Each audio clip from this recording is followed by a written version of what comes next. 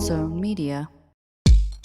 Oh my God, welcome back to Behind the Bastards, a podcast where me and my guest for this week, the great Ben Bowlin, are about to get targeted and murdered by the Clinton crime family. Ben, how are you doing today? Finally, you know what I mean? Finally, yes. We've been living the dream, dying the dream. Yes. Here we go. Yeah, it's great to be back. It's great to hang out with you. I was thinking of you and the team recently because I don't know whether you recall, Robert, but these many years ago, when you were just beginning a podcast called Behind the Bastards, you graced us with an appearance, a cameo, dropped a hot 16 on a show we do called Ridiculous History. Yes. Do you remember that? I do remember that. Yes, about the governor of or one of the founders of Oregon, if I'm not mistaken. You're right. Yes. How Oregon originated as a supremacist paradise. Yeah. Mm-hmm. Well, today we're not talking about that, although we are talking about something where racism is involved. We're talking about, I wasn't entirely joking about the Clintons. They are intricately involved in this story, or at least Bill is. But Ben, what do you know about the blood industry? Do you mean like Ben Bowlin, host of Stuff They Don't Want You to Know and Ridiculous History and a bunch of other stuff. All right, yes. all right. You mentioned one of them, yes. Like as a fan or just the industry overall? So you are a fan of blood? You're a big blood guy? Yeah, that's what people say about me. Yeah. Yeah. I mean, who doesn't? I enjoy having roughly 5 liters of blood in my body. That's what everybody says about you, man. Every time I'm in or adjacent to a shooting, I think, boy, it's great having all of my blood still inside of me. Yeah. I also love, like any other damn peer, I am a huge supporter of blood donations. Huge supporter. Yes. And that's what we're kind of talking about today, because there's some donating blood. There's this great story that's going around because the fellow just died of this lovely elderly Australian man who found out that he had a rare blood factor that was crucial in making a medicine that millions of babies needed to live. So he just donated blood for like decades, saving like 2.5 million babies. That's great. Donating blood, great. Blood as a commodity is what we're talking about here. And there's some deeply problematic aspects of it. And I wanted to start by saying, where do you think blood lies on the list of U.S. exports by value? Ooh, by value, not by liquid weight. Okay. No, blood and blood products. How much a chunk of the U.S. economy do you think that would be?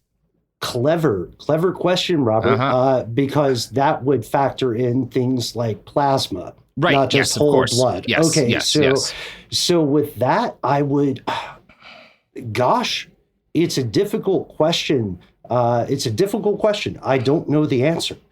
It is the 9th largest export for the entire United States. Holy shit. Yes. It beats like coal. Like, blood is a massive industry in the United States. It is like, again, it's one of our largest exports. Blood products make up 1.8% of all U.S. exports, which is up about 0.5% from where it was 10 years ago. And blood exports are valued at about $37 billion. Like it's much larger. I did not realize when I started how big that's a significant piece of the economy. That's top 10. Yes. That's top 10. Yes. Man. And here's the thing. That's like shocking when you just I never would have thought of if I had been asked to guess the 10 largest exports, blood wouldn't have been on my list. But here's the thing. The United States provides 70% of the blood plasma used worldwide to make medicine. That plasma means yes. Okay. 70% of all blood plasma used on the planet in medicine comes from here. We are the largest exporter of blood products on the planet, and no one else comes very close. Go USA. Yeah, to an extent, yes. And this is one of those things where we're talking about how messed up a lot of this industry is. It's not like some messed up industries where it's like, well, maybe we don't all need this product that the U.S. puts out, or maybe there's alternatives to this product that has harmful consequences. We do really need a lot of blood and blood products. It's very important for medicine, a crucial part of keeping people alive. So you can't deny it's not like there's no argument to be made that like we don't need to be producing all of this blood. Somebody fucking has to. Sure. The problem is that whenever you've got an industry this big, you're going to find people try to find ways to maximize their profits and minimize their costs. And when you're talking about blood, that's going to lead you to do some fucked up shit that has some hideous consequences, right? Yes. And that's the story that we're telling today. This week's episode is going to explain why and how a huge chunk of the global blood economy came to rely specifically on a bunch of prison inmates in Arkansas, watched over by a handful of Clinton associates who saw their job as basically a bribe for political loyalty, and how this ultimately killed multiple 9/11s worth of Canadians, English people, and other folks around the planet. This is a dark story, and it's all set in the Arkansas prison system. And it all starts with this immutable fact, which is that human beings die without blood. The average adult has about 4 to 5 liters of whole blood in their body at any point in time. And while we've always known that, like, you need blood, medical science has tended to focus throughout most of history on, like, maybe people have too much blood, maybe they have bad blood, and you got to, like, add in good blood to replace losses. It was a messy process of figuring out, like, how blood works. And the first blood transfusion, as far as we know, was attempted in 1628 by an English physician. And I say attempted because it did not work. And I don't think that's it was a messy process, trying to figure out how to do this. And they weren't always using human blood, right? Because if you're like an early doctor in this period, it might not make the logical thing wouldn't be that, like, well, obviously a lamb's blood and a human's blood are fundamentally different, and we shouldn't be putting lamb's blood into people. You might not make that jump, right? Right. It all just looks like blood to me, Yeah. Just like if you put like blood from somebody in somebody who cannot take a donation from them, if you're dealing with 1600, you don't know about blood types. How would you? How would that possibly come to you? Yeah. You should already get bonus points for recognizing that blood exists. Right. You know what I mean? If you're aware that the problem is not too much blood, you're doing very well in the 1600s. You're a great doctor in the 1600s if your immediate jump isn't just like, well, let's cut him and drain a bunch of that shit out. This guy with a sword wound probably has too much blood left in him. Yeah, that's the problem. It's like, not only do you have too much blood, but your humors are off, dog. You know what I mean? That's why the balance is wrong. Yeah. You have to think about it like, if we took a bunch of computers back to like 900 BC and we showed them how to use the computers, but didn't explain anything about like how they worked, people would probably be able to keep some of those things going for a while, but their theories about why different stuff worked would be wild. Right. Like we have to sacrifice a certain amount of people. Yes. The computers demand blood. Sometimes if the computer doesn't work, it's because there's too much blood. There's too much blood. There would be a whole religion centered around getting like Microsoft Outlook to work. And honestly, they might do a better job than we do, because Microsoft Outlook never works well. I mean, maybe human sacrifice is the answer, Ben. Yeah. Maybe we should look out for the Outlook religion. You know what? I'm going to get on that one. I'm going to need. I've been meaning to have like a sacrificial knife made for me, so this could end well for everybody. Well, you don't have that? Huh? I have a sacrificial knife, but it's not nice enough to fix Microsoft Outlook, Sophie. Or do you just have a knife that has occasionally been used for sacrifice? Well, I mean, yeah, actually, this one right here. Folks, Robert just did pull it up, and what you know, it is to his right. It is to his right. Keep it near me. You never know. You know my motto: ABS, baby. Always be sacrificing. You never know which god. Babylonian deities. There's all sorts of gods out there that need blood. I never know. When I'm more recovered from surgery and I'm back to filming, I gotta show everyone that knife you got me as a surgery present. It's incredible. Yeah, it's a nice one. Yeah, ooh, I like a tease. It's a Ford Bontemsky buoy. It's a really nice knife. Yeah. Oh, wow. Yeah, the Kiwis in the audience will be impressed. This is an iHeart podcast. Guaranteed human. Looking for your next go-to smoke shop? Stop scrolling. I've got you. Headshop.com is the #1 online smoke shop, already trusted by over 100,000 happy smokers, just like you. They've got it all. Dab rigs, vaporizers, glass bongs, smoking pipes, even THCA flower, all in one place. Need a new daily driver? Grab a smooth glass bong or a classic smoking pipe. More of a concentrate fan? Their dab rigs, e-rigs, and wax accessories are designed for smoother, harder-hitting sessions. And yes, they've even got legal THC flower. Best part? Every order ships fast and discreet, which is why thousands of smokers keep coming back. So don't waste time hopping between shops. Shop the best in dab rigs, vaporizers, glass bongs, smoking pipes, and THCA flower right now at Headshop.com, the #1 online smoke shop. Headshop.com has what you need. Check it out today.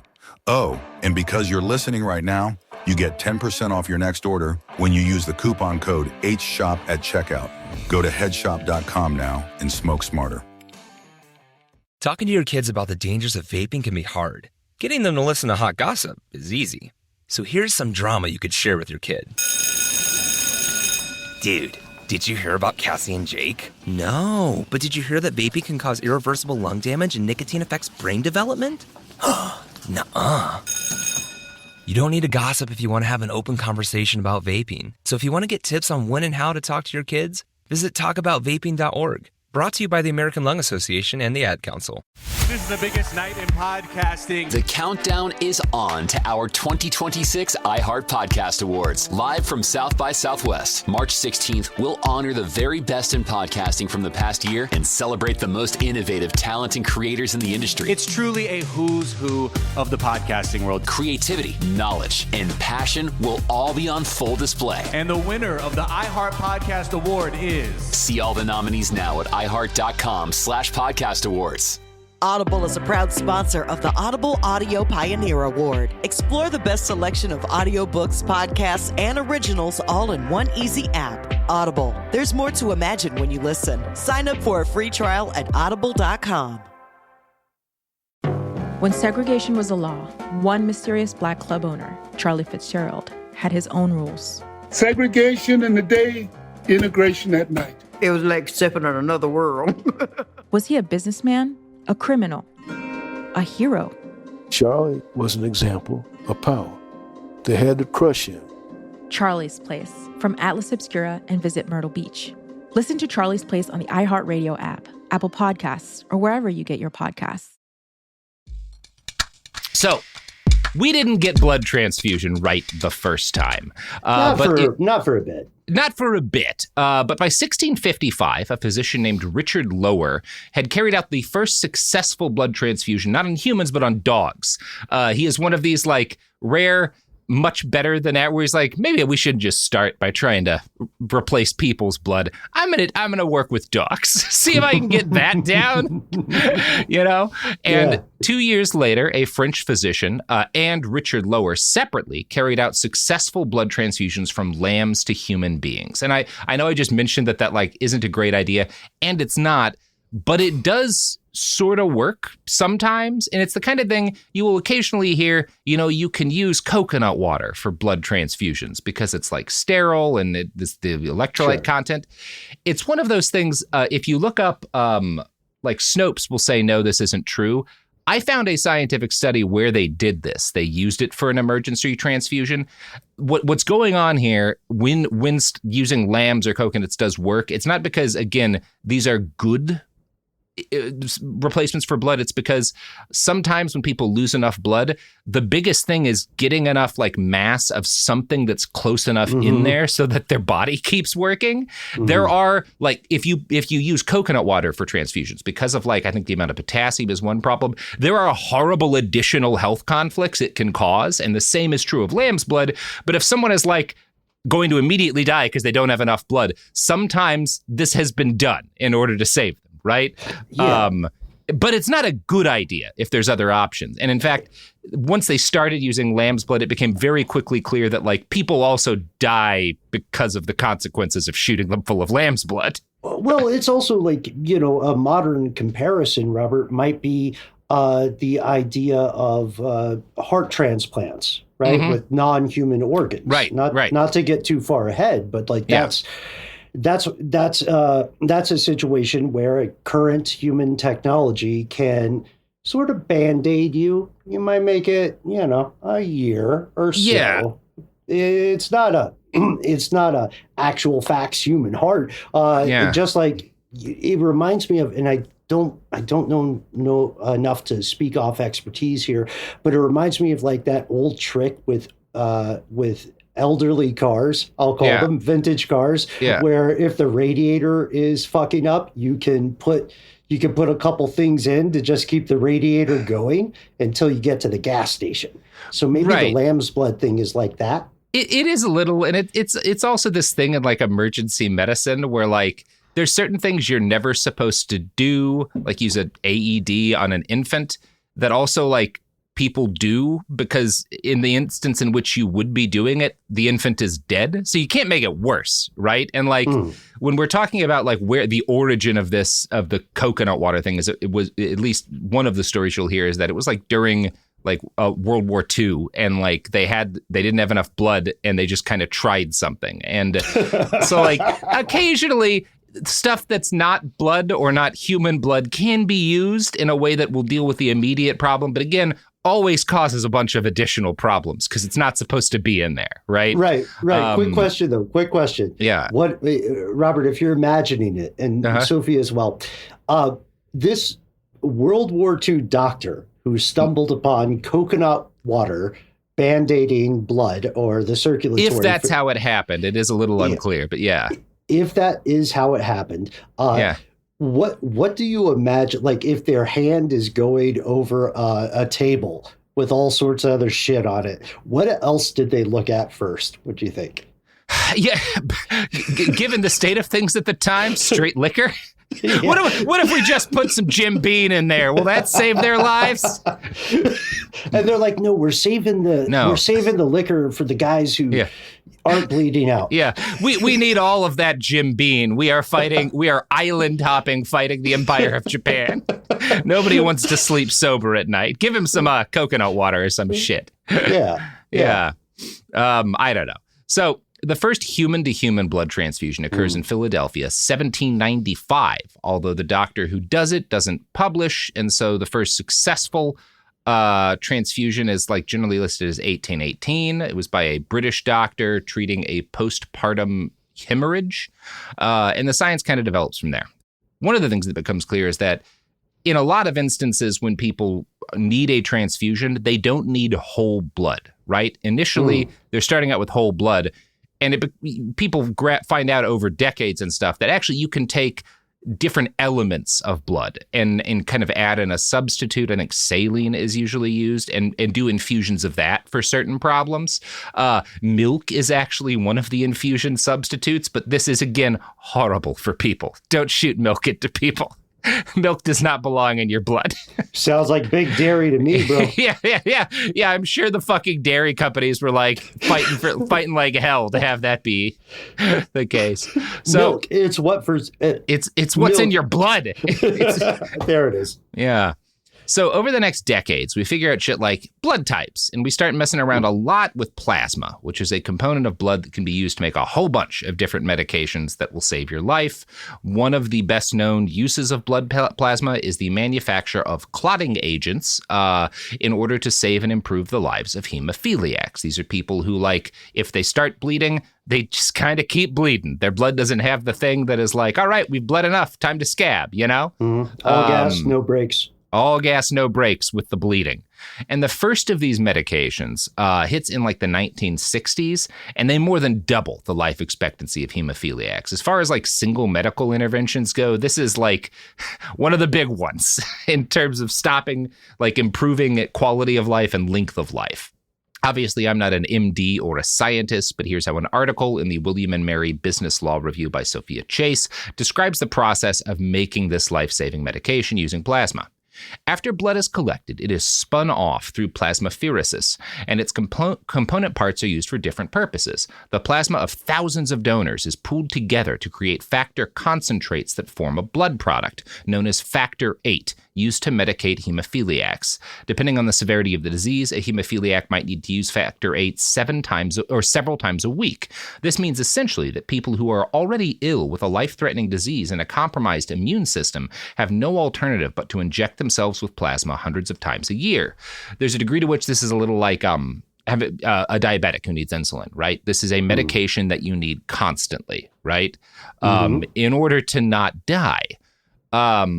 That said, the fact that this is available is great, but without blood transfusions and all of the medicines, it's one of those things where, like, because we developed this, there's a shitload of people who are alive today, whether it's because they bled out because they were a soldier who got shot, or like a random person who was in like a car accident or got shot, or whether there's somebody with hemophilia or one of a number of diseases and disorders, or one of their that parents make them require, or one of their parents.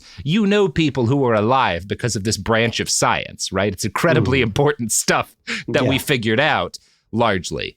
The problem is that while I don't think a single doctor would argue that access to blood and blood products is a cornerstone of modern medicine, there is never enough of the shit. Absolutely never. At no point have we ever had a sufficient supply of blood and blood products. Yeah. And capitalism being what it is, the market has responded by making blood and blood products wildly valuable. In 1998, a barrel of crude oil was worth about $13. A similar quantity of human blood was worth $20,000. But that's whole blood. If you took that drawn blood, that as whole blood is worth about 20 grand for a barrel, and separated it into plasma and the other different blood products that are used in medicine, you could get more like $67,000 in 1998 dollars off of that barrel. Oh, like if you steal a Honda Civic, you make more money selling parts of the Civic. Exactly. But, Ben, that gets into our very successful business, taking catalytic converters, which, by the way, folks, if you need rare earth minerals, Ben and I are selling them wholesale. You just get a sack of cats delivered to your door, Which is the new up-and-coming, we call it kiddo currency. It is Evans and Boland's. That's right.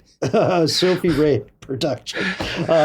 We're limited liability companies, so don't try to come at us. Don't even try. Once the dollar crashes and once crypto crashes, the only currency is going to be catalytic converters. You'll be walking around with a wallet full of them. And you know what? We're all going to get very strong because they are not light.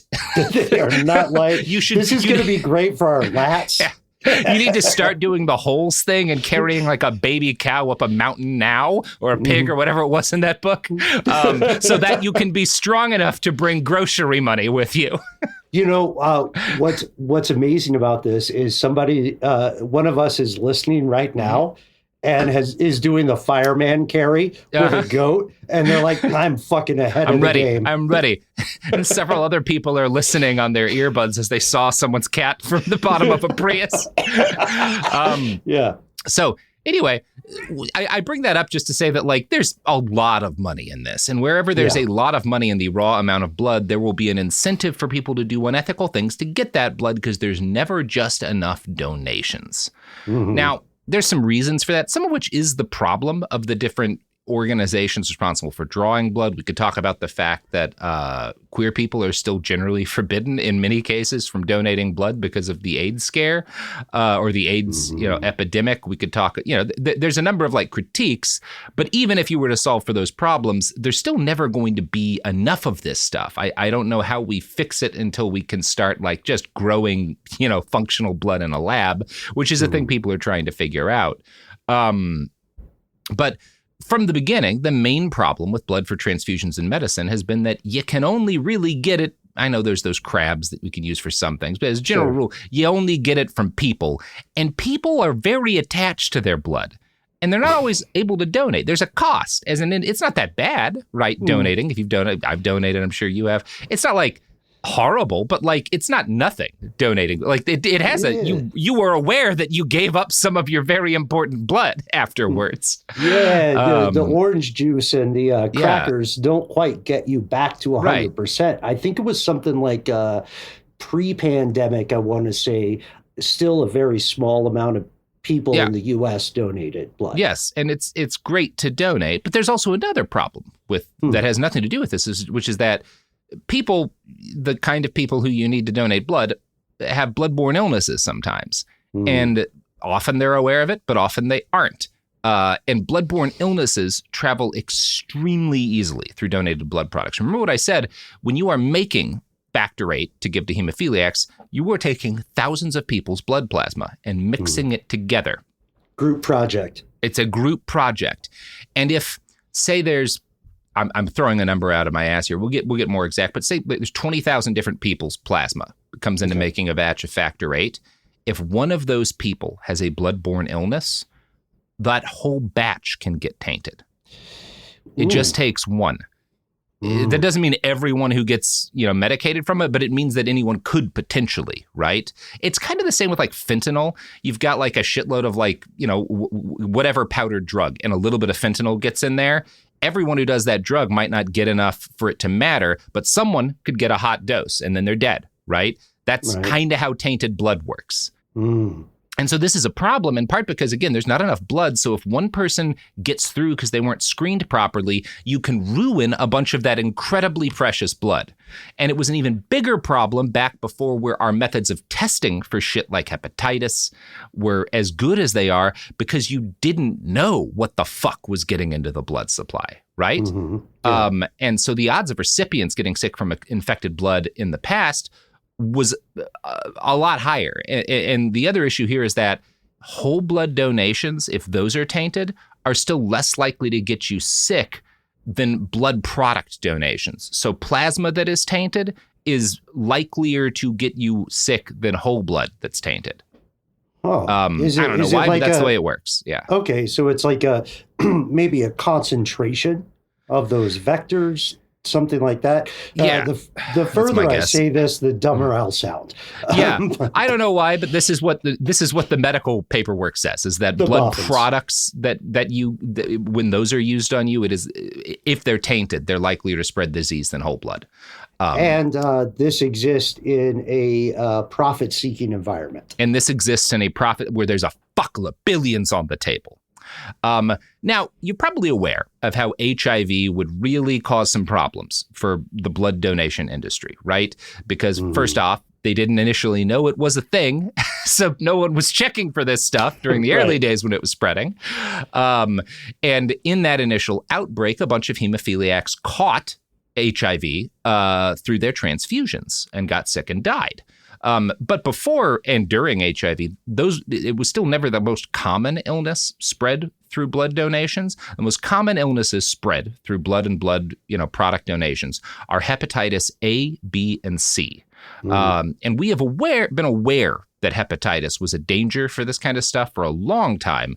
But hepatitis C, we couldn't detect it until 1998, and we couldn't detect it in people, and we couldn't detect it in blood products until 1992. So we've only very recently been able to actually monitor people's blood to see if they had it, and even more recently than that, be able to check blood products to see if they were clean from it. So what you got, if we're talking about the 60s, the 70s, the 80s, is a supply of something crucial that is inherently limited. And, part of the issue here is that when we're talking about the international blood trade, if you've got a country with endemic hepatitis, right, of some sort, they're going to need to bring in blood from other countries because their ability to get enough clean blood on their own before you can test for all of this stuff properly is going to be effectively nil. And they're going to need, as a general rule, our blood, right? And because people don't like giving blood, you're going to have to pay donors. And because corporations like to maximize profits, they want to pay as little as possible. And I think we're starting to see where the problems come in here, right? Yes. Now, The first wave of blood products hits the United States in the 60s, and oversight and regulation of the blood industry is basically non-existent at this point. Many, if not most, paid donors are IV drug users, the homeless, and prisoners, all groups of people with a much higher rate of bloodborne illnesses than the general population or the volunteer donor population.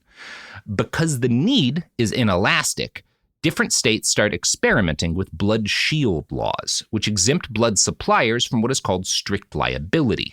As Sophia Chase explains, this meant that, despite providing an incredibly risky product, the business did not need to worry about the possibility of many expensive lawsuits. The large donor population, the lax supervision, and the diminished threat of litigation resulted in the United States becoming the premier producer of blood and plasma products. So we become the largest world producer of blood and plasma, in part because we're like, hey, if somebody gets sick because you didn't do your due diligence to make sure this stuff's safe, that ain't on you. We need the blood this badly. Get it, however, you know? Yeah, like our ongoing, quite successful bag of catalytic converters business. Exactly. Limited liability. Limited liability because exactly. You know, why would we be liable for what happens to people's cars? They're not our cars. Speaking of cars, yeah, you know what you should buy is if a car is advertised next, that. Otherwise, whatever else. Segregation in the day, integration at night. When segregation was the law, one mysterious black club owner had his own rules. We didn't worry about what went on outside. It was like stepping in another world. Inside Charlie's place, black and white people danced together. But not everyone was happy about it. You saw the KKK? Yeah, they was dressed up in their uniform. The KKK set out to raid Charlie, take him away from here. Charlie was an example of power. They had to crush him. From Atlas Obscura, Rococo Punch, and Visit Myrtle Beach comes Charlie's Place, a story that was nearly lost to time. Until now. Listen to Charlie's Place on the iHeartRadio app, Apple Podcasts, or wherever you get your podcasts. Segregation in the day, integration at night. When segregation was the law, one mysterious black club owner had his own rules. We didn't worry about what went on outside. It was like stepping in another world. Inside Charlie's Place, black and white people danced together. But not everyone was happy about it. You saw the KKK? Yeah, they was dressed up in their uniform. The KKK set out to raid Charlie, take him away from here. Charlie was an example of power. They had to crush him. From Atlas Obscura, Rococo Punch, and Visit Myrtle Beach comes Charlie's Place, a story that was nearly lost to time. Until now. Listen to Charlie's Place on the iHeartRadio app, Apple Podcasts, or wherever you get your podcasts. Ever feel like you're being chased by the marriage police? Welcome to Boys and Girls, the podcast where dating isn't dating. Arranged marriage is basically a reality show, except the contestants are strangers and your entire family is judging. You're sipping coffee with one maybe, grabbing dinner with another, and praying your karmic Ken or Barbie appears before your shelf life runs out. Trust me, I've been through this ancient and unshakable tradition. I jumped in hoping to find love the right way, and instead I found chaos, cringe, and comedy. And now I'm looking for healing. Boys and Girls dives into every twist and turn of the arranged marriage carousel. The meet awkward, the near misses, the heartbreak, and let's not forget all the jokes. Listen to Boys and Girls on the iHeartRadio app, Apple Podcasts, or wherever you get your podcasts. Almost 30 years together, 4 kids, and some of reality TV's most unforgettable moments. we know a thing or two about living life out loud. We're taking you behind the scenes in our new podcast, Between Us, with me, Heather Dubrow. And me, Terry Dubrow. Between Us isn't about perfect lighting or curated Instagram grids. It's the unfiltered, behind closed doors conversations you wish you could eavesdrop on. Equal parts smart, funny, and a little bit scandalous. Every week, Heather will bring you an unapologetic take on the headlines, the trends, and the cultural moments everyone's texting about. And Terry will deliver insider beauty, health, and wellness insights you won't find on TikTok. Together, we'll tell the stories, spill the secrets, and share the hacks that keep life, marriage, and everything in between feeling fresh and fun. We may live in a gated community, but there's zero gatekeeping here. And plenty of did they just say that moments? Listen to Between Us on the iHeartRadio app, Apple Podcasts, or wherever you get your podcasts. And we're back. So, in the late 1960s, a researcher named Richard Titmuss concluded that paying donors made people likelier to lie about their medical history, right? From the beginning, because there's not enough volunteers, you are paying for most of this stuff. And research shows that people will pretend they don't have the risk factors or just lie about outright having a bloodborne illness because they're desperate for money, right? Because people need money to live. Right. He wrote that ultimately, quote, this paid donations results in situations in which proportionally more and more blood is supplied by the poor, the unskilled, the unemployed, and other low-income groups and categories of exploited human populations of high blood yielders. Redistribution of blood and blood products from the poor to the rich appears to be one of the dominant effects of the American blood banking systems. So not only is this our 9th largest export, tens of billions of dollars, it is an industry where the blood comes from poor people. And an overwhelming amount of it goes to people who are more affluent because obviously they're able to pay for better medical care. We are mining. This is a vampiric system where the poor are having their blood taken and given often to people who are more affluent to them, right? That's a big part of the blood industry, especially in this period. And another big part of it is that because those exploited people desperately need the money, they may not tell you if they just shot up heroin. Right. Right. Or if someone had previously donated to one institution. Right. Yes. And there's a lot of in these companies. Well, we'll just destroy some records or whatever. Right. Now, following the advice that Titmuss gave, because he's, again, this is a really deeply problematic system and maybe we shouldn't be paying for blood donations because it inherently causes problems. If this advice had been followed, it would have destroyed the blood plasma industry in particuar. So they just ignored it. The blood money industry? Right, the blood money. Yes. So they just ignore what this guy says. And in fact, they do worse than ignore him. They continue to explore more and more exploited segments of the populace to buy blood from. Of course, homeless people, street-level sex workers, people who are using IV drugs, those are all people who are desperate for cash and will do anything to get it. But you know what group of people are hardest up? The incarcerated. The people who are loophole enslaved in this country? Yes. And, there are several things, including the 13th Amendment, as you stated, that make incarcerated people the ideal source of raw blood for America's blood merchants.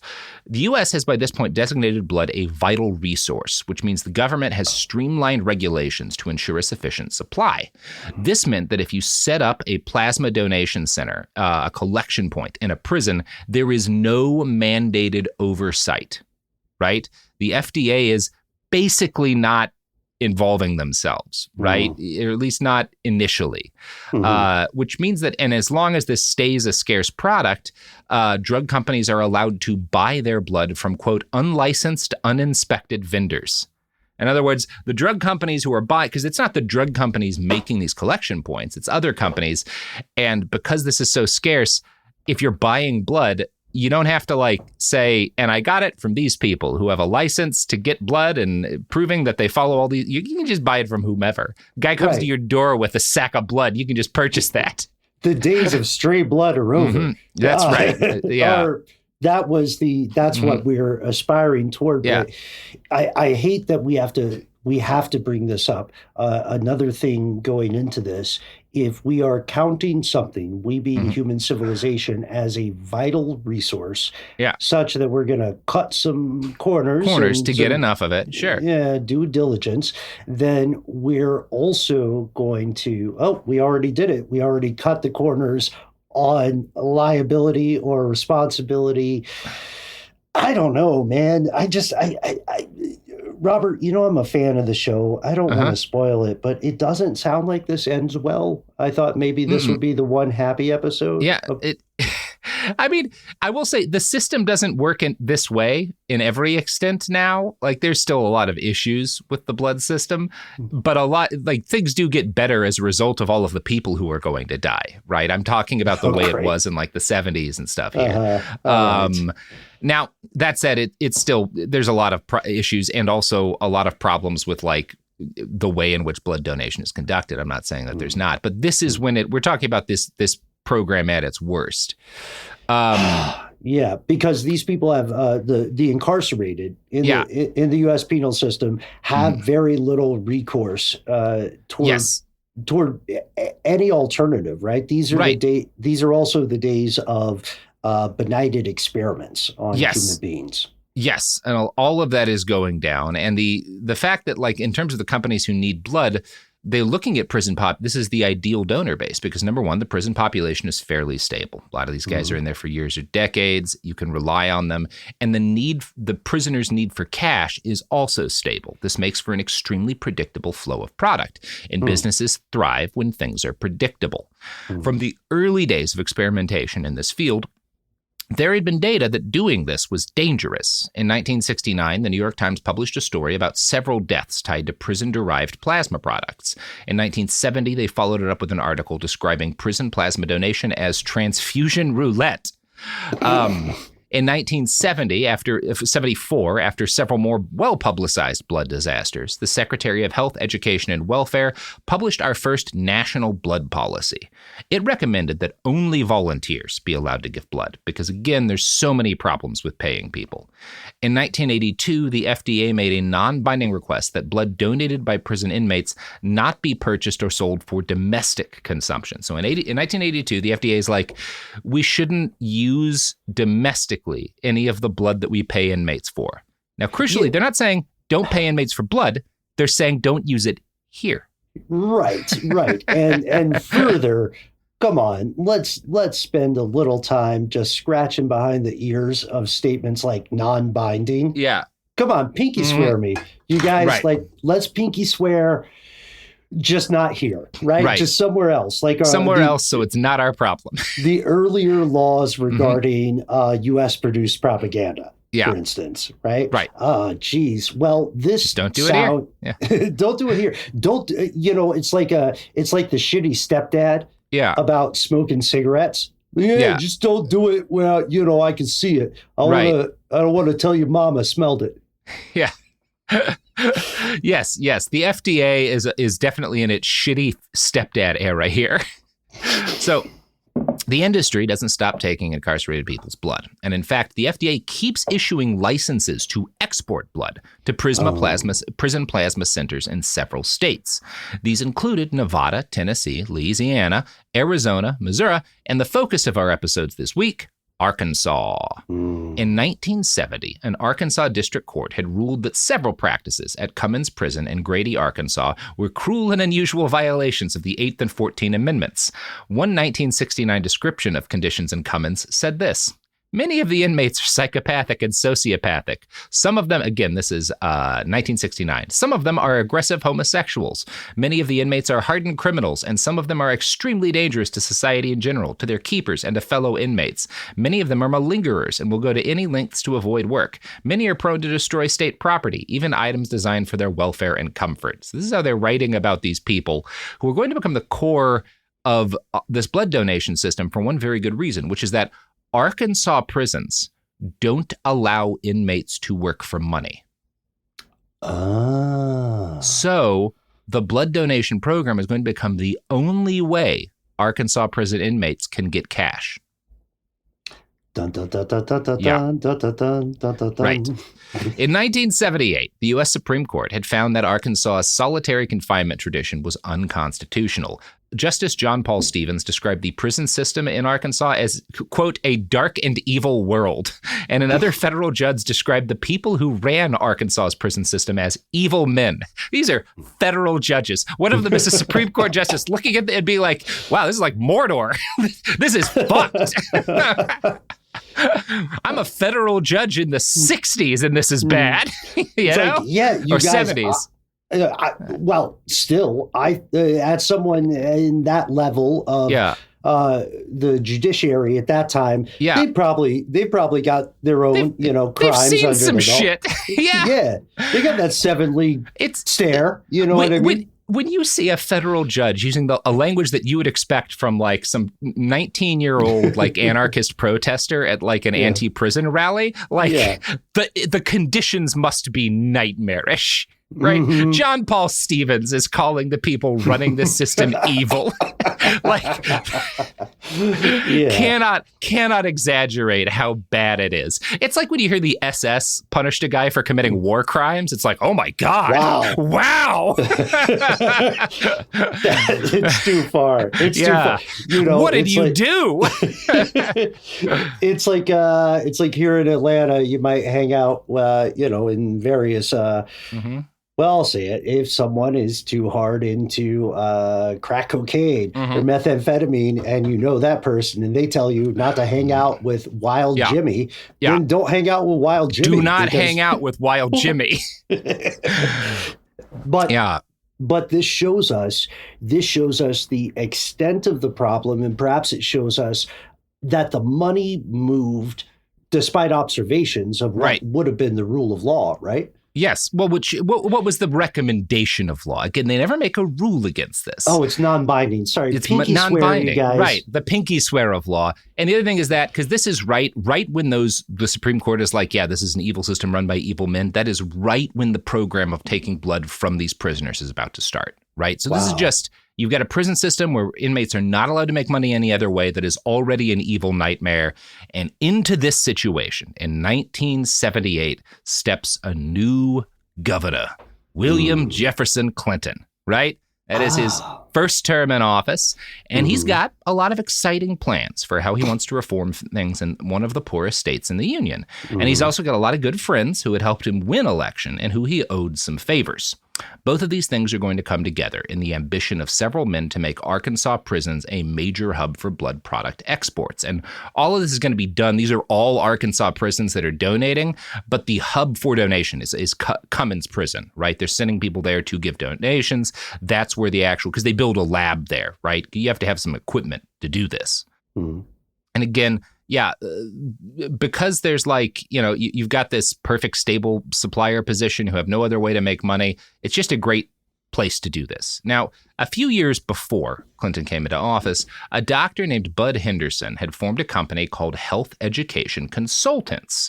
They did well, and he hired a banker named Leonard Dunn from Little Rock to run business operations eventually. In 1978, they'd renamed themselves HMA and jumped into the prison plasma business with both feet. Henderson had gotten tight with the medical director at the state prison system, John Bias, right? BYUS. And so he manages to negotiate a contract to manage both the plasma program and the clinics at all state prisons, right? So you've got this private company by a doctor, Bud Henderson, and he's got this banker, Leonard Dunn, eventually helping him out. He talks John Bias into giving him the contract to do all of the healthcare, including plasma donation, for the whole Arkansas prison system. This makes Arkansas the only state with a prison medical program run by a for-profit company, right? Interesting. So that's where this starts. And I'm going to quote from an article by Susie Parker in Salon here. Susie Parker is an Arkansas investigative journalist. Bias and Henderson say the motive for the plasma program was twofold. The inmates needed money to buy gum and toiletries, and the destitute prison system needed medical equipment. Arkansas is also one of the only states that refuses to pay prisoners for their labor. Each unit of plasma was sold by HMA, which was running the program under the prison's FDA license, for at least $50, and half was handed over to the prison system. With hundreds of prisoners donating once, sometimes twice a week, plasma became a profitable enterprise. And in fact, in short order, the profits from blood plasma sales turned Arkansas prisons from a line item in the state budget to a net profit enterprise. Because of this program, prisons become profitable in Arkansas, right? To the state. Cut to Governor Clinton doing a sick saxophone riff. Oh, yeah. Just fucking blazing on that sax. Oh, the right to bleed. The right to bleed. That is what they call it. That's literally the term. So as we all know, once the profit motive becomes the governing concern over, say, human welfare, people consider some dark things. One of the doctors who worked at Cummins Prison during this time was a guy named Mike Galster. He started in 1979, just as the program got off the ground, and he has since made some terrible allegations. Quote, I could see prisoners were being given illegal narcotics. Several indicated that this was how they were being paid for their plasma. And so guards are being pressured to sign up prisoners to donate. I think there's some evidence guards are getting kickbacks, like incentivized. In order to help. There's some incentive. And also, drugs are always in prisons, but there's only one way drugs get into prisons, because prisoners can't leave.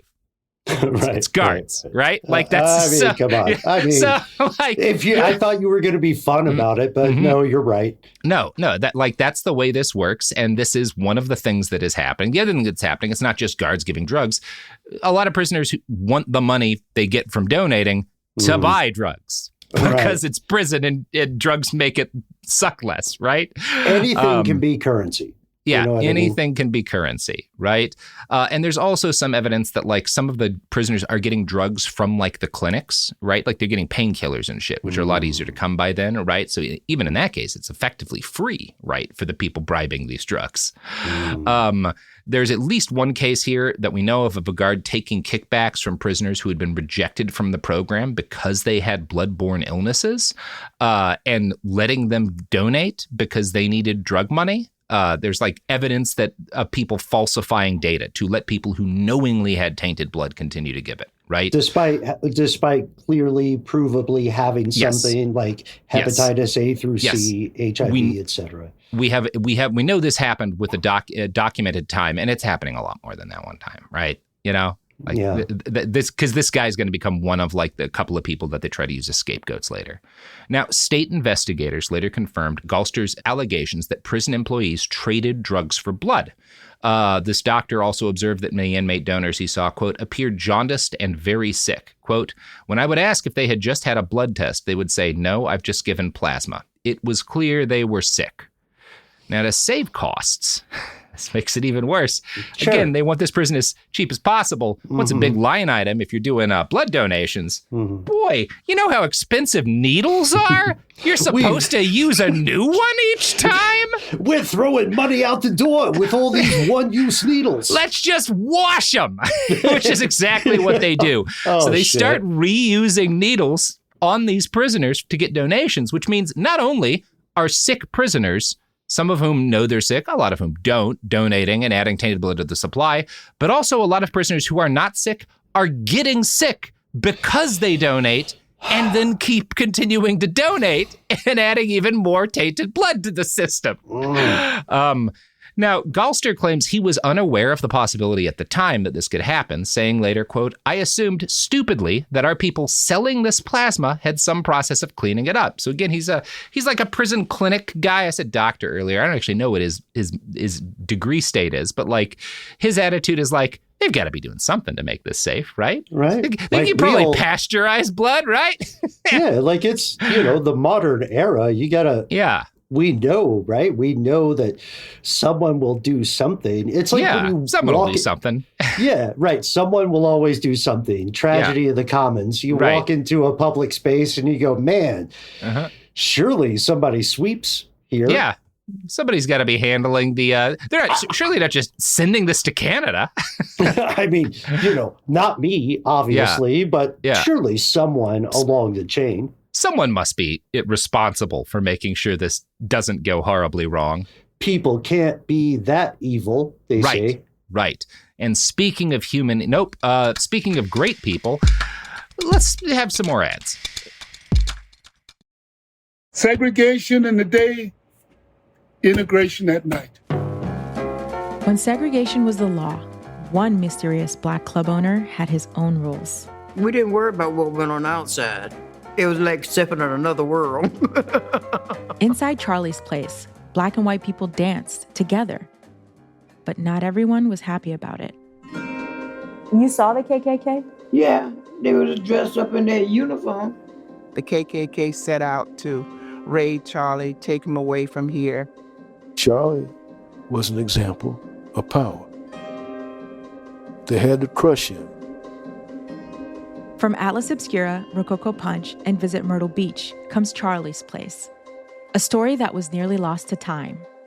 Until now. Listen to Charlie's Place on the iHeartRadio app, Apple Podcasts, or wherever you get your podcasts. Segregation in the day, integration at night. When segregation was the law, one mysterious black club owner had his own rules. We didn't worry about what went on outside. It was like stepping in another world. Inside Charlie's Place, black and white people danced together. But not everyone was happy about it. You saw the KKK? Yeah, they was dressed up in their uniform. The KKK set out to raid Charlie, take him away from here. Charlie was an example of power. They had to crush him. From Atlas Obscura, Rococo Punch, and Visit Myrtle Beach comes Charlie's Place, a story that was nearly lost to time. Until now. Listen to Charlie's Place on the iHeartRadio app, Apple Podcasts, or wherever you get your podcasts. Ever feel like you're being chased by the marriage police? Welcome to Boys and Girls, the podcast where dating isn't dating. Arranged marriage is basically a reality show, except the contestants are strangers and your entire family is judging. You're sipping coffee with one maybe, grabbing dinner with another, and praying your karmic Ken or Barbie appears before your shelf life runs out. Trust me, I've been through this ancient and unshakable tradition. I jumped in hoping to find love the right way, and instead I found chaos, cringe, and comedy. And now I'm looking for healing. Boys and Girls dives into every twist and turn of the arranged marriage carousel. The meet awkward, the near misses, the heartbreak, and let's not forget all the jokes. Listen to Boys and Girls on the iHeartRadio app, Apple Podcasts, or wherever you get your podcasts. Almost 30 years together, 4 kids, and some of reality TV's most unforgettable moments, we know a thing or two about living life out loud. We're taking you behind the scenes in our new podcast, Between Us, with me, Heather Dubrow. And me, Terry Dubrow. Between Us isn't about perfect lighting or curated Instagram grids. It's the unfiltered, behind-closed-doors conversations you wish you could eavesdrop on. Equal parts smart, funny, and a little bit scandalous. Every week, Heather will bring you an unapologetic take on the headlines, the trends, and the cultural moments everyone's texting about. And Terry will deliver insider beauty, health, and wellness insights you won't find on TikTok. Together, we'll tell the stories, spill the secrets, and share the hacks that keep life, marriage, and everything in between feeling fresh and fun. We may live in a gated community, but there's zero gatekeeping here. And plenty of, did they just say that moments? Listen to Between Us on the iHeartRadio app, Apple Podcasts, or wherever you get your podcasts. And we're back. So to save costs, and again, because there's no real oversight to the program, it's also like, if you want to have like a professional phlebotomist, and like phlebotomists are pretty good generally at like taking blood. If you've ever had like a phlebotomist take your blood and then had like, you know, a nurse that's not their specialty take your blood, you know that like when somebody specifically their whole thing is doing blood draws, it's a much more pleasant process. Right? Yeah, they know where the vein is. Yeah. But here's the thing. Both nurses and phlebotomists, expensive. You know who works for basically free taking blood? prison inmates. Oh, tight. Also, wait, before we go, I do want to point this out for anybody who is a nurse or RN associated listening. That is not to denigrate at all. No. You guys have a lot of stuff you're doing. I'm just saying, like, people who specifically train to draw blood are better than people who, like, that's just one of a bunch of things they do at drawing blood. Generally. Yeah, it's like a single knife versus a Swiss Army knife. Yeah, or it's like how a nurse or a doctor who's like specialized in like OBGYN, stuff and childbirth, they're going to do a better job of like birthing a child than someone who like that was just part of my training, but I'm here to deal with like car crashes and shit, right? Right. Yeah. This all, just like as a representative of Big Vampire, this sounds too expensive. Let's cut all these people out. Anyone professional. Let's get rid of these fancy degree types. I want someone on the ground who asks fewer questions. Yes, someone who's in prison because they shot 2 guys. Right? Oh my God, he mind should reader? be right. Yes. Perfect. One witness to this was a former inmate donor, John Schock, who spoke to Susie Parker. Quote, they had inmates doing things they shouldn't have been doing. They would let people who was sick bleed. Ain't no telling what they had. They didn't check all the time. And after Schock had been donating for some time, prison medical staff conducted a hepatitis test, and he turned up positive. Quote, I am damn sure I got it, hepatitis C, in the prison. I didn't have it before I went in. I've never had needles stuck in my arm that wasn't supposed to be there. I've never interacted with homosexuals. I love women too. Again, this is the 70s. I didn't get it those ways. But he is saying that, like, the only time needles were in my arm was when I was doing this blood donation program. Obviously, I got hepatitis from this. Yeah, you don't have to be a perfect person to exercise logic. That's what he's doing, right? Exactly.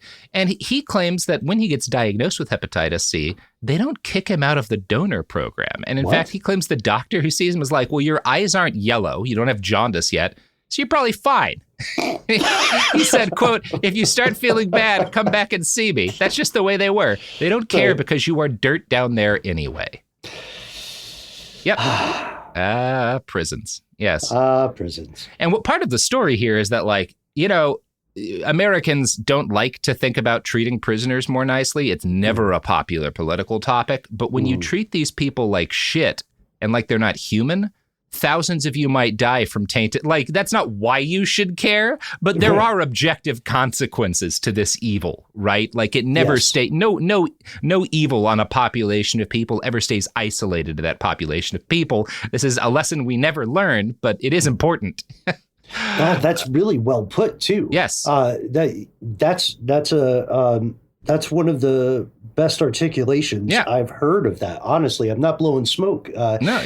There is a interlinked system, regardless of whether people want to admit that is the case or not. We're all deeply tied together. These are human beings who live with us, and treating them like shit causes problems outside of them, even if you don't care about that group of people. And you should, but like, you should try. You should try. You should care about people. You should maybe not try to give them diseases while stealing their blood. Yeah, you know what? That might blow up on you. Is that a reasonably low enough bar? Look, I'm not saying none of these guys did terrible things. I'm saying don't give them diseases while stealing their blood. I mean, just like, if we're spitballing, right? If we're spitballing, first step, maybe don't be a vampire. All right, hang on. You said you were going to be cool. Mm-hmm. You're right. Because like sometimes you could be the sexy vampire who winds up getting cast in Bong Joon-ho movies, or Sure. Right? Yeah, maybe this will give us more Robert Pattinson movie. We shouldn't judge. Oh wait, no, I'm hearing the Arkansas blood donation program did not lead to any Robert Pattinsons. Wait, you have this confirmed? Yeah, All right. I have this confirmed. I'm shocked you haven't brought up Nosferatu, as we saw that with Garrison. I'm actually unclear as to whether or not that has something to do with the Arkansas prison system. Okay. You never know with Willem Dafoe, Think Sophie. about it. Yeah, Willem Dafoe. Perfect. So the first diagnosed AIDS case in the United States Speaking of segues. Right. Yeah. June 16th, 1981. Now, obviously, HIV had been spreading around the country for some time before this point, but it takes a while for people to realize, especially because of the way HIV, you have it for a while before you have symptoms that are clearly it takes a long time to figure out what the fuck is going on, right? Yeah. But once it does, it's become so widespread that there is a fucking panic, right? Now, the panic is initially focused mainly in the coasts and kind of the more densely populated areas than rural Arkansas. So while other institutions start taking action to counter this new bloodborne horror, the Arkansas prison system does nothing at all. Bud Henderson, who is, again, the doctor who founds the company managing not just the plasma program, but all of the prison clinics in the state, said later, there was mentality that we didn't have any AIDS in the central part of the country. The Department of Corrections said for years we didn't have any AIDS cases. There was a subconsciousness that we just didn't want to think we had those people around us. Again, the role bigotry plays in all of this cannot be overstated either. Those people. And again, if you just are fine with horrible things happening to a group of people, it never stays isolated to them. However, Henderson does admit that he was aware of a danger because it had impacted his ability to sell blood overseas. He's pretending it hit his money. It hits his money, right? He's pretending, obviously, we don't have AIDS in Arkansas, keep drawing. But countries around the world, and the companies that do blood imports for them are like, this whole blood-borne illness thing, we're maybe not going to buy as much blood from shady foreign companies, right? We're really worried about this. And Henderson calls this the worst possible time for plasma sales. And so as a result, he's only able to maintain his profits by finding a partner in Canada, a company called Continental Pharma Cryosan, to take the contract. Now, Cryosan is a blood wholesaler. They purchase it, they refine it to specifications that fit what their customers need, and they sell plasma direct to Switzerland, Japan, Spain, Italy, and another Canadian company who uses it to make a factor VIII thing for hemophiliacs. Now, a number of these companies that Cryosan is selling to have banned the purchase of blood on their own soil, and I think all of them have banned the use of blood derived from prison inmates, right? But Cryosan doesn't tell them anything. And I think they're generally aware where a lot of this blood is coming from, but it's like a loophole, right? No, we'd never do that. That's against our Swiss ethics, to take advantage of people in that situation, and it's not safe. Oh, hey, Cryosan, they've got clean blood, and Cryosan ensures the shipping papers say nothing about the fact that these products have originated from prison donations. The source was just listed as ADC Plasma Center, Grady, Arkansas. You see that, some Japanese guy working at a company that's, sending blood to hospitals. Fine, whatever. Yeah, we got the paperwork. You know what I mean? We got the paperwork. It's all good. Yeah. Why would somebody be dishonest about a way to make this much money? Right. And in 1983, the program does come to a screeching but temporary halt because during this process, when they're sending shit to Cryosan, it is found that several units of blood tainted with hepatitis B have made their way to Cryosan and thus overseas. This was a problem at the time because Hep B, we now know, can indicate the presence of HIV. Right? Which means we are basically certain that by 83, HIV has entered the Cummins blood supply that's being sent out to all these companies. We don't know exactly when it happens, but the amount of Hep B they're finding suggests that it's pretty widespread by 83. Now, remember, the fact that this tainted blood is leaving the prison also means that it's being spread around inside the prison, some through sex and some through drug use, but it does seem like more than anything because of how many people are donating through tainted needles being used for blood draws, right? Because that lowers costs for the company doing the blood draws. Now, this whole disaster, the fact that a bunch of tainted units of blood get sent to Canada, is written off as a screening lapse. The FDA closes the donation program in Cummins for a while, this in 1983.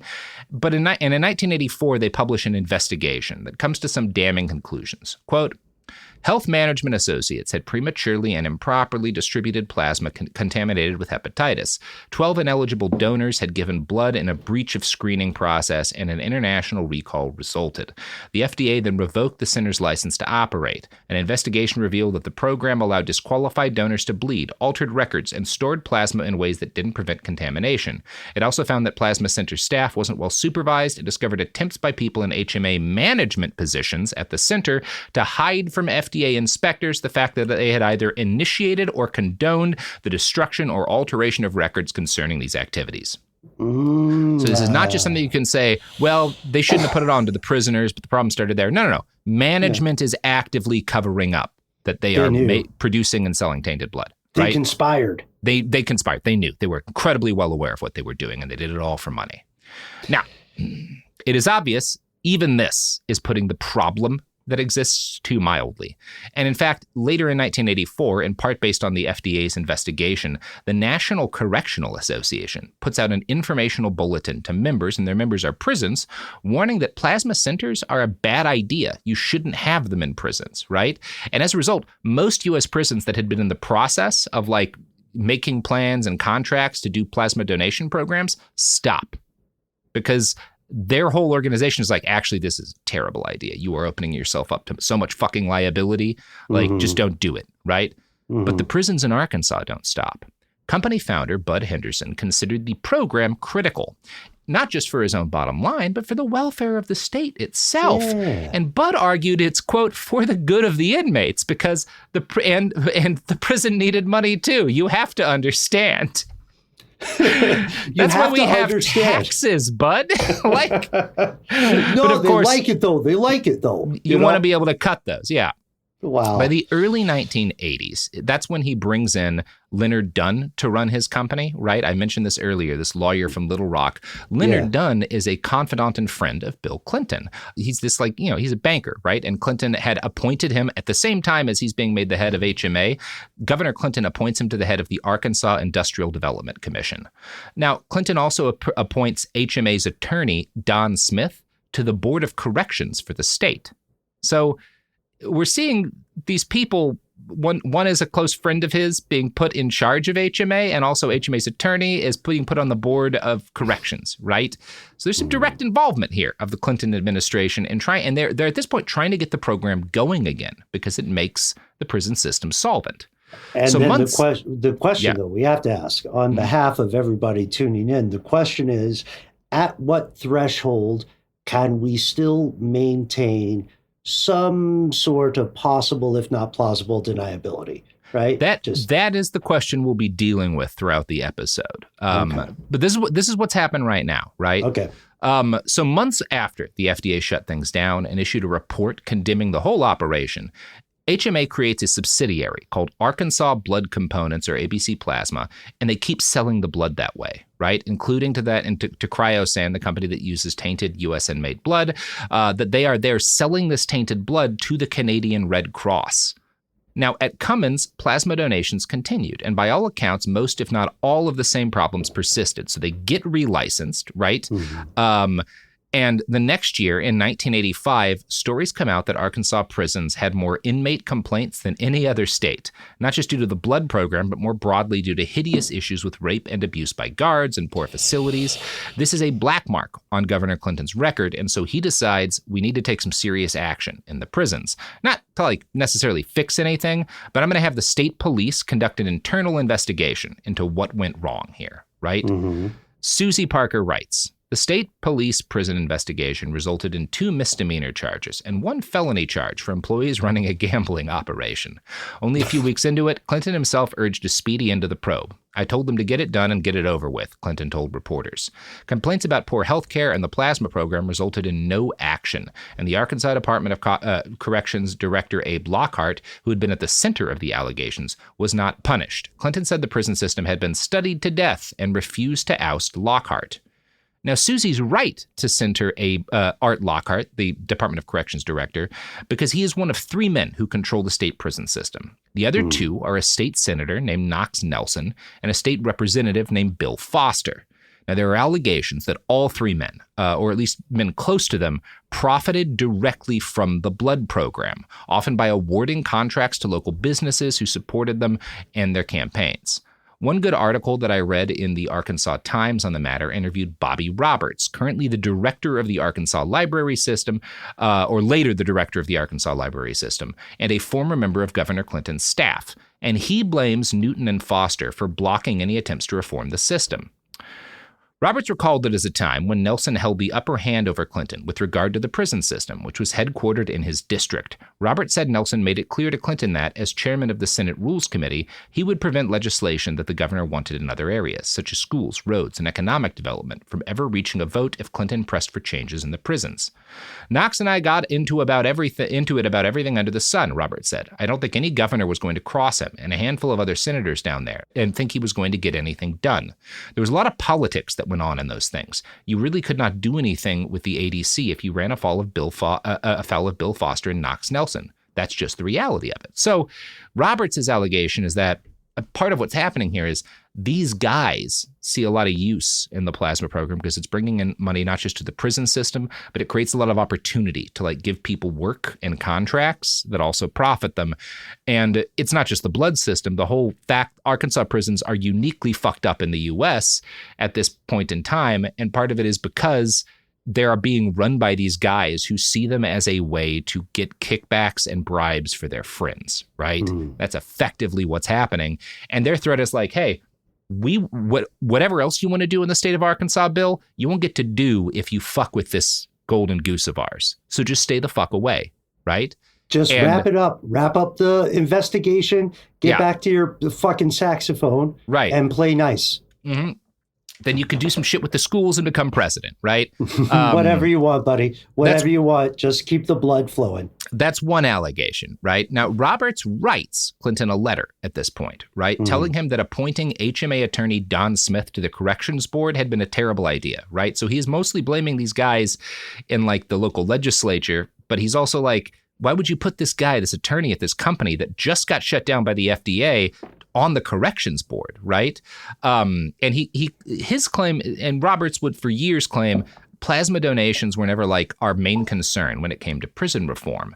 But he says that it was known to everybody working in the prison system that the program was poorly run and was a disaster waiting to happen. In his letter, he described HMA to Bill Clinton as, quote, a time bomb waiting to blow up in somebody's face. And before longer, it would do just that. But that's going to be in part 2. How you feeling, Ben? Oh, man, I'm so stoked, about how great this is all going. Yeah, it's going to be good. I feel like this is a real cliffhanger, right? Uh-huh. This is a turn moment. Maybe it all works fine. Yeah, who knows, Robert? Maybe it turns out we don't have enough hepatitis, Have we considered that? Yes, we have. Yeah, maybe the real blood money was the friends we made along the way and whatever. But yes, this is a story more people need to learn about. And I think it's a story that a lot of people are a little bit shook to investigate because in very divisive domestic times, it may tell you a narrative that you don't want to hear. Right? Yeah.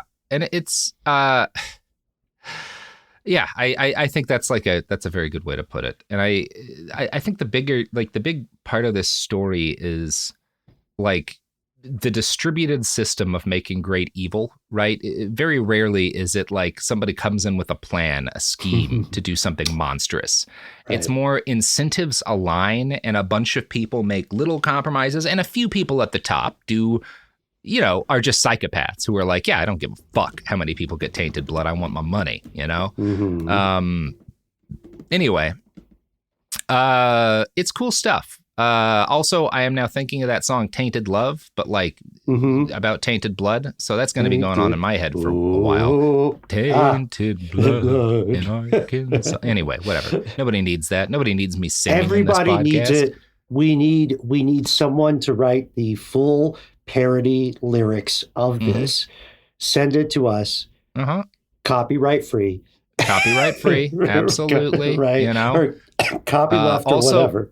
Yeah, get a whole band together, do it. I don't know what we'd use it for because we're already recording the episode, but I think maybe thank you in advance, folks. Maybe just a non sequitur, there's no joke like an old joke, especially a specific one. So give it a few years. Yeah, we'll throw it up in a year in an episode on Heinrich Himmler, Oh, boy. Fuck it. That's the real banality of evil. Oh, geez. Yeah. So, Ben, where can people find you on the internet.com? Yes, theinternet.com. That's a real up-and-coming thing, and thank you for asking, Robert. Well, you can find me hanging out occasionally with you on Behind the Bastards in Ages Past. You can check out Critical Thinking, applied to allegations of conspiracy and stuff they don't want you to know, or ridiculous history. You can also find myself calling meself at Ben Bolin in a burst of creativity, wherever there's an @ sign.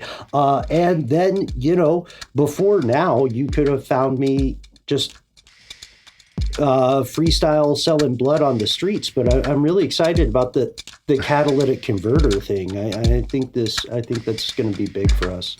Yeah. No, it's going to be big for us, and obviously big for all of you who lose your catalytic converters. But hey, we've got extras that we took from you. Anyway. Yeah. We'll sell them back. We'll sell them back. That's the episode, everybody. Come back for part 2. Behind the Bastards is a production of Cool Zone Media.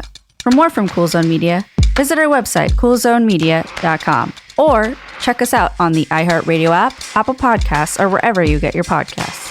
Behind the Bastards is now available on YouTube. New episodes every Wednesday and Friday.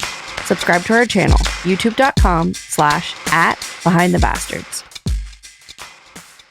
Talking to your kids about the dangers of vaping can be hard. Getting them to listen to hot gossip is easy. So here's some drama you could share with your kid.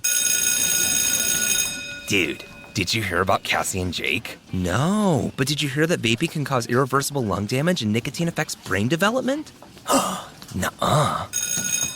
You don't need to gossip if you want to have an open conversation about vaping. So if you want to get tips on when and how to talk to your kids, visit talkaboutvaping.org. Brought to you by the American Lung Association and the Ad Council. Hey everyone, it's Emily Simpson and Shane Simpson from the Legally Brunette podcast. Each week, we're bringing you true crime through a legal lens. Whether you want all the facts on the disappearance of Nancy Guthrie, or you still need to wrap your head around the Diddy verdict, we're breaking it all down step by step. And we're not just lawyers, we're also husband and wife. It makes for some pretty entertaining episodes. Listen to Legally Brunette on the iHeartRadio app, Apple Podcasts, or wherever you get your podcasts. This is the biggest night in podcasting. The countdown is on to our 2026 iHeart Podcast Awards. Live from South by Southwest, March 16th, we'll honor the very best in podcasting from the past year and celebrate the most innovative talent and creators in the industry. It's truly a who's who of the podcasting world. Creativity, knowledge, and passion will all be on full display. And the winner of the iHeart Podcast Award is... See all the nominees now at iHeart.com/podcast awards. Audible is a proud sponsor of the Audible Audio Pioneer Award. Explore the best selection of audiobooks, podcasts, and originals all in one easy app. Audible. There's more to imagine when you listen. Sign up for a free trial at audible.com. When segregation was a law, one mysterious black club owner, Charlie Fitzgerald, had his own rules. Segregation in the day, integration at night. It was like stepping in another world. Was he a businessman? A criminal, a hero? Charlie was an example of power. They had to crush him. Charlie's Place, from Atlas Obscura and Visit Myrtle Beach. Listen to Charlie's Place on the iHeartRadio app, Apple Podcasts, or wherever you get your podcasts. This is an iHeart podcast. Guaranteed Human.